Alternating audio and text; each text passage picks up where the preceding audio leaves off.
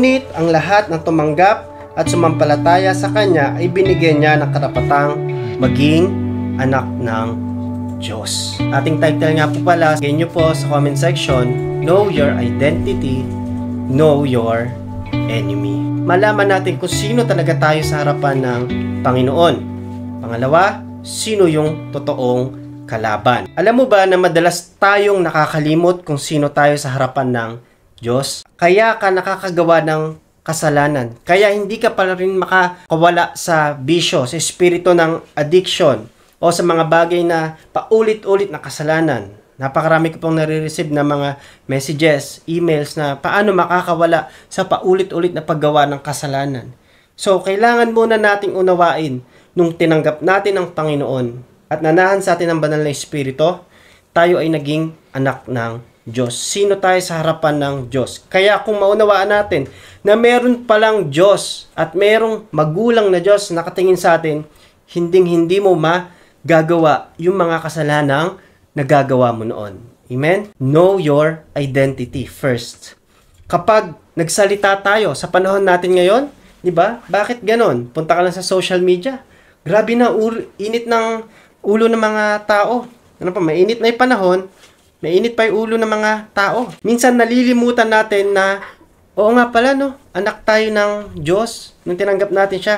Pero kung magsalita tayo, may pagmumura, nagsisinungaling ka pa rin, sumasagot ka pa rin sa magulang mo kapag nag-aaway kayo ng asawa mo. 'Di ba? Minsan nalilimutan natin, sino nga ba ako sa harapan ng Panginoon? Kapag di mo nakukuha yung gusto mo.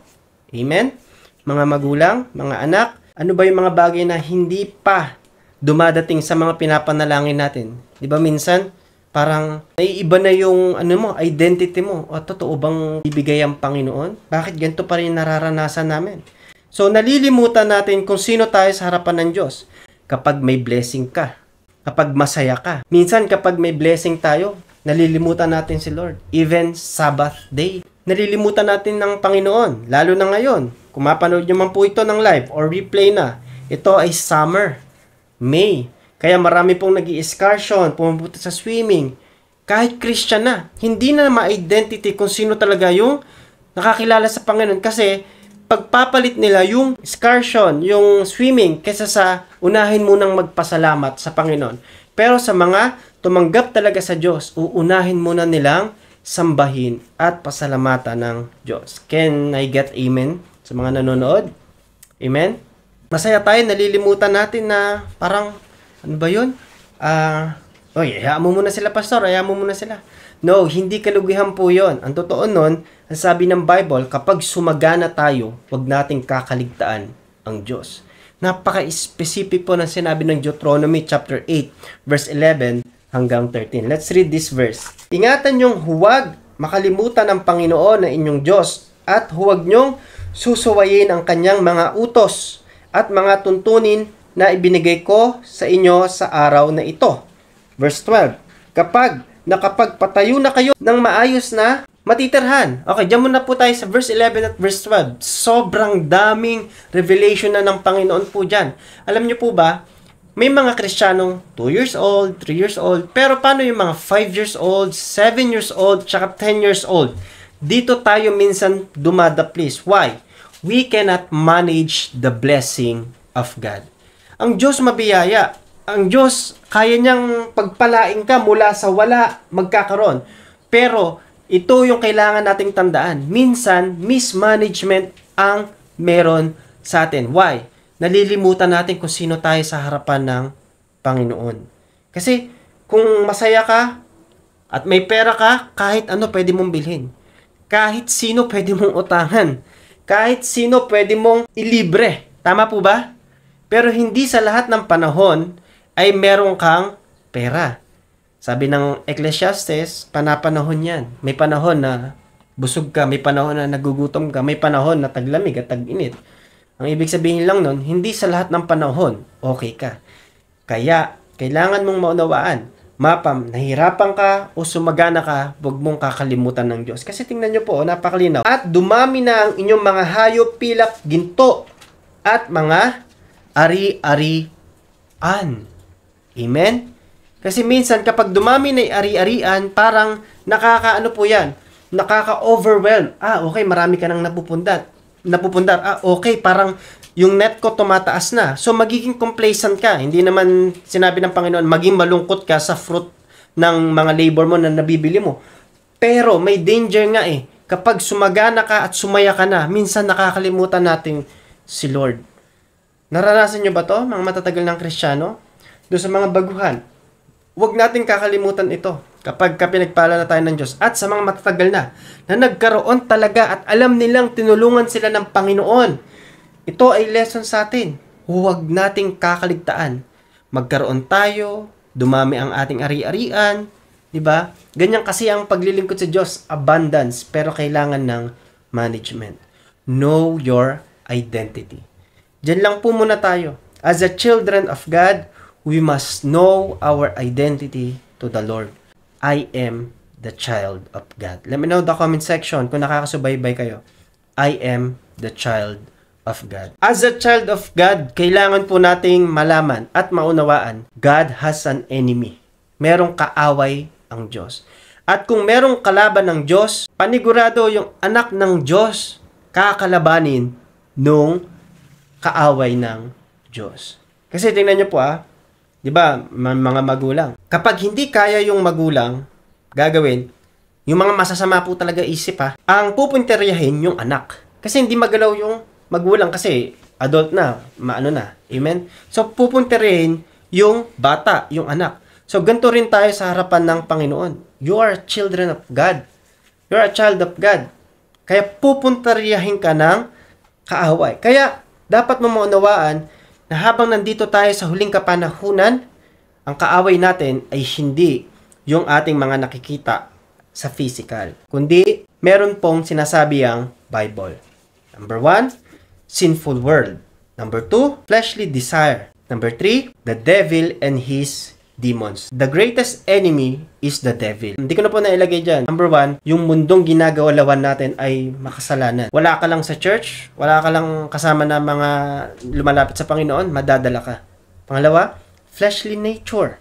Minsan, live na lang ko-connect, tapos, syempre, tuwan-tuwa na yung iba. Kasi, nila na-appreciate physical service Gagawin, magpapakapuya. O, di ba? Puyat ka. Pinakakalaban talaga natin ay devil, si Satan.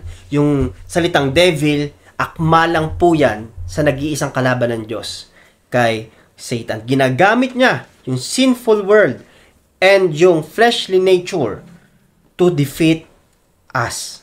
Let's read 1 Peter chapter 5 verse 8. Humanda kayo at mag-ingat dahil ang kaaway nyo na si Satanas ay umaaligid na parang leon at naghihintay na tayo ay malapa. Merong spiritual warfare. Hindi natin nakikita. Pero si Satan ay inihalin tulad sa predator, sa leon. At ang leon, kaya niya mag-stare ng isang buong araw hanggang 48 hours na tinitingnan lang bawat galaw, anong oras lalabas ng bahay yung kakainin niya.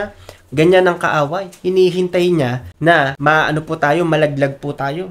Hindi kanya makuha sa mga temptation, papagurin kanya. Hindi kanya makuha sa ibang mga bagay, bibigyan kanya ng maraming trabaho para mawala ka. Ayaw nating pag-usapan kung sino yung kaaway kasi madalas takot tayo. Sabi ng 2 Timothy chapter 1 verse 7, hindi tayo binigyan ng Diyos ng espiritu ng kaduwagan, kundi espiritu ng kapangyarihan, pag-ibig at disiplina sa sarili. Binigyan tayo ng power, boldness, authority, and sound mind. Kaya nating maunawaan yung sinasabi ng Biblia. Kaya nga kung alam mo na mayroong kaaway, may behind sa person na kung meron kang kagalit, alam mong anak ka ng Diyos, hindi yun talagang kalaban natin. Ang kalaban natin yung nasa likod nagtutulak nun. Mga espiritu naglagana po sa mundong ito. Kaya huwag tayong magbulag-bulagan. Pakisabi nga, huwag magbulag-bulagan. Na tayo anak ng Diyos at merong kaaway ng Diyos. Minsan bulag-bulagan tayo. Alam mo na matetempt ka dyan, pero lagi ka pa rin nag-i-stay dyan. Mga kabataan, alam mo nang mahina ka dyan, pupunta ka pa rin dyan, tapos mapapaklik ka pa sa site. Alam mo nang mahina ka pag mag-isa ka, ang gagawin mo, mag-isa ka pa rin, mananatiling alone. O mag-isa na nga, alone pa, 'di ba? Kaya dun sa mga matagal na pong wala sa Panginoon at ngayon lang po appear sa inyo yung page natin, yung video po na ito na yung time para manumbalik tayo sa Panginoon. Lagi nagkukwento po sa akin si Pastora Risa na, alam mo, bata siya, lagi daw siya nasa kapitbahay. At ang sabi niya, ang sarap na lang tumira po doon. Sarap na lang daw tumira. Tapos, kahit daw ampunin na siya. E de, hapon yon hanggang maggabi. Nung maggabi, naalala niya, may mama nga pala siya nag-aalala sa kanya. Tapos, hindi niya nga pala talaga magulang yung bahay na pinaglalaroan niya. Tapos, bigla na lang daw maalala niya na uuwi siya doon sa mama niya, sa magulang niya. Shout out nga po pala kay Mama Susan na sa Tugigaraw at sa Laguna o Quezon. Babalik at babalik tayo kung sino yung ating magulang at ang magulang natin ay ang Panginoon. Kaya huwag tayong magbulag-bulagan sa gawa ng kaaway. Alam mo nang lagi ka nang nagkakasala, tama na, balik ka na kay Lord. Number 1, who is the devil? Ang devil, 100% evil, liar, thief, murderer. Yung devil, ang ibig sabihin po niyan, false accuser, slander. Ang ibig sabihin ng slander, making a false statement about another person. Yung kaya niyang bulungan yung katabi mo ngayon na, sige, magtawanan lang tayo, wag natin pakinggan. Yung sinasabi ni Pastor. That is Satan. He is 100% evil and liar. John 8:44. Ang diablo ang inyong ama. At kung ano ang gusto niya, iyon ang ginagawa nyo. Siya'y mamamatay tao mula pa sa simula at ayaw niya ng katotohanan dahil walang katotohanan sa kanya. Likas sa kanya ang pagsisinungaling dahil sinungaling siya at siya ang pinagmula ng lahat ng kasinungalingan. Kailangan maging handa tayo. Pakisabi nga po, be alert. The devil can use anyone to bring you down. He can use your mother-in-law. Kung meron kang biyanan, gagamitin ng kaawayan para hindi ka makapag-church. O kaya naman, sumama ang loob mo at hindi ka na tumawag sa Panginoon. He can use your teacher kung hindi ka nakikinig sa school nyo. Kung parang inis na inis ka kasi sa era natin ngayon, minsan sobrang introvert na mga bata. Mahiyain sa bahay. Pagdating sa school, parang malalaman na lang po. Nasa office na kasi hagalpakan daw ng hagalpakan. Pwedeng gamitin yung best friend mo kung may best friend ka. Yung best friend ng kabataan ngayon, cellphone. Diba? Pwede rin gamitin ng kaaway yung pinag-utangan mo kung hindi ka nagbabayad ng utang. Make sense? Kasi gagamitin niya ang lahat ng kaparaanan para pabagsakin tayo. Diba minsan parang, oh Lord, thank you. Pag nasa church tayo o kaya pag nasa presence tayo ng Panginoon. Pero ano yung reality ng buhay? Kung alam natin na meron tayong kaaway sa likod ng mga tao at ng mga bagay-bagay, hindi tayo makakapagbitaw agad ng mga masasakit at masasamang salita. Correct me if I'm wrong. Na kung ang mag-asawa ay nag-aaway at nagsasalita ng masakit yung partner niya. Examine ourselves. Ano ba yung ginawa natin? Ano ba yung nangyari from the past? Bakit tayo nakakapagsalita ng ganun? Pangalawa, sa mga kabataan, lalo na ngayon, kung ano ang trending, yun ang parang okay. At pag di mo ginawa yun, parang parang mali ka. Kailangan natin tong ipag-pray. Kasi kung talagang Christian ka, hindi mo masasabing you tell me. You tell me. Bakit nga ba? 'Di ba? Kaka-be yourself po kasi natin yun eh. Kakapanood natin sa maling impluwensya. Kakapakinig natin. Sundin mo lang ang gusto mo. Maging masaya ka lang kung ano yung pangarap mo. Yun, nawawala na tayo sa prinsipyo ng Panginoon. Kasi tayo po ay hook na dun sa gawa ng kaaway sa likod ng social media at cellphone. Maraming kaparaanan na pwedeng maging beneficial ang social media.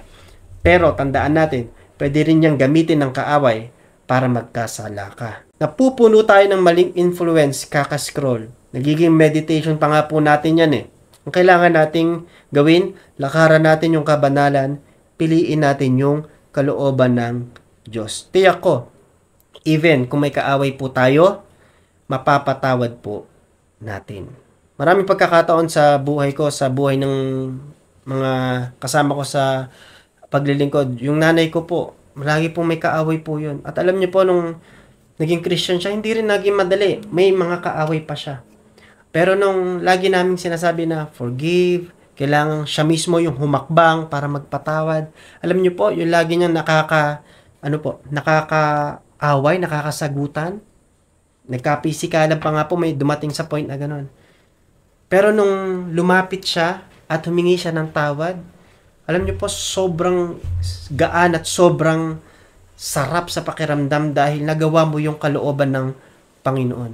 Hindi na niya magawang magmura o magalit. Kasi nakakilala na sa Panginoon. Ganun talaga pag binago ng Diyos. Basahin nga po natin Proverbs 16 verse 5 hanggang 7.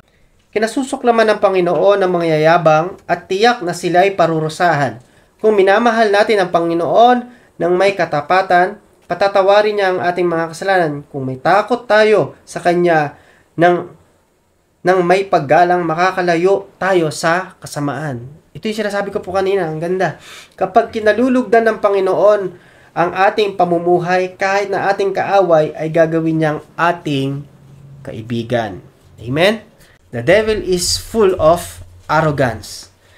Siya ay punong-puno po ng kayabangan. Kaya kung mayabang tayo, ibig sabihin, ang espiritu ni Satan ay nasa atin. Wag nawa po, mga kapatid, na wala sa atin ang ang inggit, kasi pagkatapos ng inggit, yabang. Comparison, yabang. Basahin natin Isaiah 14:13 hanggang 14. Napakaganda po ng sinasabit ng Bible about kung sino ang kaaway ng Panginoon at ang kaaway ng mga Kristiyano. Hindi yung kaaway na physical, kasi whether you like it or not, we are in the flesh. At the same time, we are in the spirit. Sabi ng Isaiah 14:13 hanggang 14. Basahin po natin. Sinabi mo sa iyong sarili, aakyat ako sa langit at ilalagay ko ang aking trono sa itaas ng mga bituin ng Diyos. Upo ako sa itaas ng bundok na pinagtitipunan ng mga Diyos sa bandang hilaga. Verse 14, aakyat ako sa itaas ng mga lupa at magiging gaya ng kataas-taasang Diyos. Tingnan nyo kung ano yung personality ni Lucifer. 4 na beses na binanggit na, ako.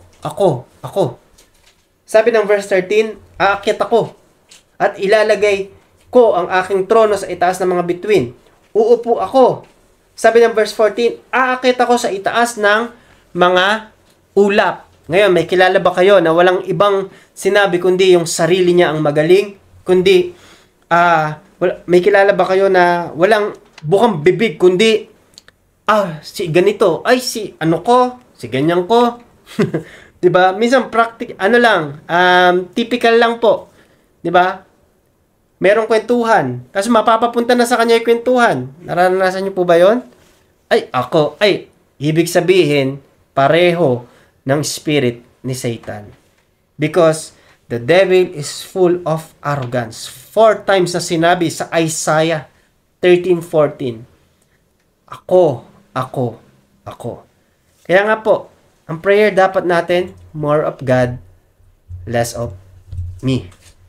So much pride, so much arrogant. Sabi ng Ezekiel 28:16, in abundance of your trade, you are filled with violence. Ang sabi ng Ezekiel dito, kung isang tao ay mapagmataas, mapupuno ang kanyang puso ng kasamaan, ng paggawa ng mali. Ezekiel 28:16. Nailagay ko po ba? Yan. Listen carefully mga kapatid. Ang taong punong-puno ng pagiging makasarili ay hahantong sa pagkakasala. Huwag nawa tayong pumasok sa study of apology na wala. Kahit sa mga Christian na po, matatagal ng Kristiyano, na gusto mo ikaw lang lagi or ikaw lang yung parang nakikita at ikaw lang parang bida. No. Kailangan maging mababa po tayo kasi si Satan sobrang yabang po niya. Example, yung padalos-dalos sa pagdesisyon, 'di ba? Kailangan maunawaan natin. Na sino ka sa harapan ng Diyos at sino yung kaaway natin. yung mahilig mga tuwiran, yung hindi marunong magpaturo, adult, youth, di ba? Minsan nakakalimutan natin na, oo nga no, minsan sa church lang tayo, nagmamano, sa church lang tayo nangungupo. Pagdating sa bahay, meron kang pangalawang personality, hindi dapat tayo doble cara. Kasi, tawag dito, ang taong punong-puno ng pagiging arrogant. Ang kayabangan ay umahantong sa kapahamakan, at ang nagmamataas ay babagsak. Verse 19, higit na mabuti ang mamuhay ng may pagpapakumbaba kasama ang mahihirap kaysa sa mahusay kasama ng mayayabang at makibahagi sa kanilang pinagnakawan. Inuulit ko po. Verse 19, higit na mabuti ang mamuhay ng may mapagpakumbaba kasama ang mahihirap kaysa sa mamuhay kasama ng mayayabang at makibahagi sa kanilang pinagnakawan. Uy, timing ata ah. At the recording, nasa ano po tayo ngayon? Nasa botohan tayo ngayon. Minsan nawawala yung identity natin at nawawala yung alam nating merong kaaway. Ano yun? Mas mabuti pang maging mababa ka at kasama mo yung mga taong talagang totoo na nagsisikap kaysa dun sa mga taong kasama mo mayayaman, may mga pera, pero galing pala sa nakaw. What is that? Marami ngayon nagbo-vote buying. Kristiyano ka na, tumatanggap ka pa. Diba? Mahirap po yun, mga kapatid. Ibig kong sabihin dito, nalilimutan natin kung sino tayo sa harapan ng Diyos at kung sino yung nasa likod ng mga pagiging makasarili, pagiging ganid, pagkakaroon ng masamang impluensya, more of God, less of me. You can type that, mga kapatid. More of God, less of me. Pangatlo, the devil is the father of sin. Kailangan natin maunawaan ito. 1 John 3:8. Nagpapatuloy sa kasalanan ay kampon ng dyablo. Ang dyablo ay gumagawa ng kasalanan mula pa sa simula. Ito ang dahilan bakit naparito ang anak ng Diyos upang wasakin ito. Isa sa dahilan kung bakit si Jesus ay nagkatawang tao, isang Diyos nagkatawang tao, para wakasan yung kasalanan, para wakasan yung kapangyarihan ng kasalanan. Even Satan. Yun ang dahilan bakit si Jesus ay naparito. Because Satan can use lies, can use envy, pride, can use sickness, fear, doubt, confusion, temptations. Gagamitin niya yan para ibagsak po talaga tayo. Kailangan hindi tayo magbulag-bulagan. Ayaw nilang maniwala sa magandang balita dahil ang kanilang mga isipan ay binulag ni Satanas na naghahari sa mundong ito. Hindi pwede akayin ng bulag ang kapwa niya bulag sapagkat mahuhulog sila. So yung bulag dapat akayin ng nakakakita. Nakakakita yun yung mga Christian. Hindi dapat tayo magbulag-bulagan sa mga katotohanan, sa realidad ng buhay. Na naging anak tayo ng Diyos dahil sa ginawa ng Panginoong Jesucristo at tinanggap natin siya. Ngayon na lumalakad tayo, huwag tayong mamuhay sa pagkaganid, sa pagiging makasarili. Huwag tayong mabuhay sa sa pagiging parang punong-puno ng fear and pressure.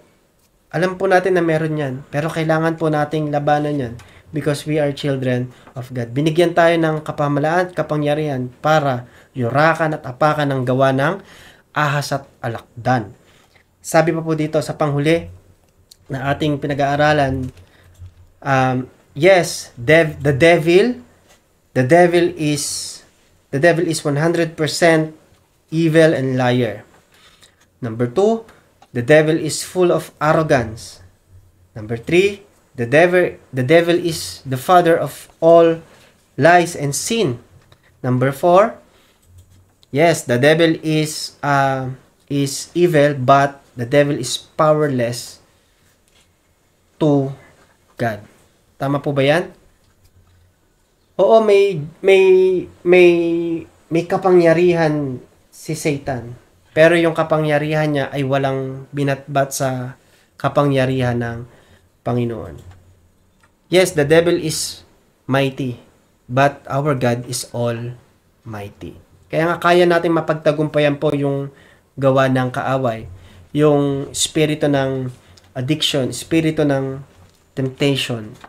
Bago tayo pumasok sa pagkakasala, kaya nating labanan po yan. Kasi sabi ng Romans 8 verse 39, let's read this. At natitiyak ko na walang makakapaghiwalay sa atin sa pag-ibig ng Diyos na pinakita sa atin sa pamamagitan ni Kristo Jesus na ating Panginoon. Maging kamatayan o buhay, mga anghel o anumang makapangyarihang espiritu, ang kasalukuyan na panahon o ang hinaharap, ang mga kapangyarihan, ang mga nasa itaas o mga nasa ibaba, o kahit ano pa ang mga bagay sa buong mundo ay hindi makakapaghiwalay sa atin sa pag-ibig ng Diyos. Hindi ko na po nailagay po yata yan.